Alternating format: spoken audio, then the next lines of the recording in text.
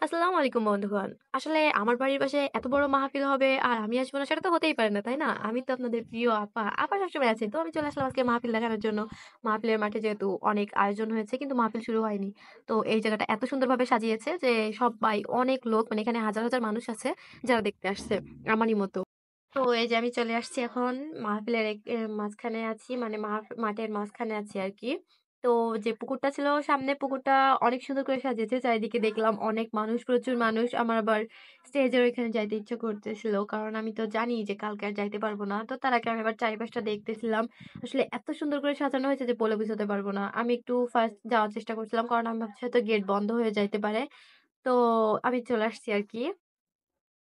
চাইতেছিলাম আর যাইতে, যাইতে দেখতেছিলাম আসলে যে কত সুন্দরভাবে সাজানো হইছে, কত সুন্দর পরিকল্পনা করে এগুলো করছে। আসলে আমাদের এলাকায় যশোর জেলায় এমন একটা পরিকল্পনা করছে, এটা নিয়ে আমরা সত্যিই অনেক গর্বিত।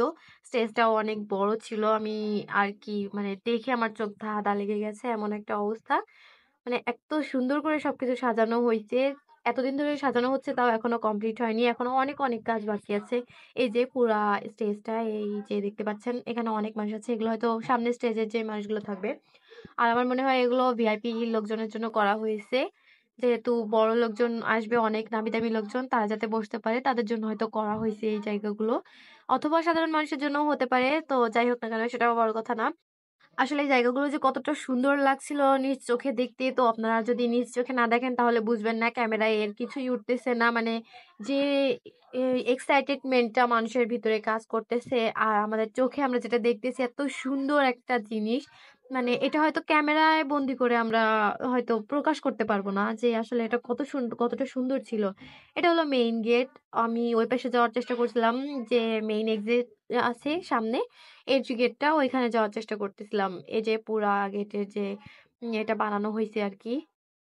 মানে আমি যদি একবার বলি মাশাআল্লাহ তাহলে খুব কম হয়ে যাবে। আসলে এটা মাশাআল্লাহ, মাশাআল্লাহ, মাশাআল্লাহ অনেক সুন্দর হইছে। এতটা সুন্দর হইছে যে বলে বোঝানোর মতো না। এখানে আসলে আমি আমার বোনকে নিয়ে আসছিলাম। আমি আর আমার বোন চারিদিকটা দেখতেছিলাম। আমি সামনের দিকে যাওয়ার চেষ্টা করতেছিলাম। কারণ সব মানুষ ওইদিক থেকে আসছিল। আমি ভাবছি হয়তো রাস্তার মানে গেটের ওই পাশে আরো অনেক কিছু করছে, দোকান-টোকান দিছে, আরো অনেক লাইটিং করছে। আমি ভাবছিলাম ওইখানে যাইতে পারবো। কিন্তু আফসোসের বিষয় আমি ওইখানে গিয়ে দেখলাম যে গেটে সিকিউরিটি গার্ড আঙ্কেলরা দাঁড়িয়ে আছে। ওপাশের লোকজনকে এপাশে আসতে দিচ্ছে না এবং এপাশের লোকজনকে ওপাশে যাইতে দিচ্ছে না। তো আমি একটু মন খারাপ হয়ে গেল।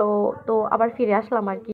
ফিরে আসতে, আসতে আমি ভাবলাম যে মাঠের অন্য সাইডটাই ঘুরে আসি। আর তার জন্য আমরা মাঠের অন্য সাইডে চলে আসলাম। আসলে এই সাইডটাও অনেক সুন্দর ছিল। অনেক কিছু দেখার ছিল। তারপরে এখান থেকে অনেক রাত হয়ে যাওয়ার কারণে আমরা বাসায় চলে আসলাম। ভিডিওটা এ পর্যন্তই শেষ করছি। আশা করি আপনাদের সবার ভালো লাগছে। আর কার কেমন লাগলো কমেন্টে অবশ্যই করে কিন্তু জানাবেন আমাকে। আজকের মতো এই পর্যন্তই। আল্লাহ হাফেজ।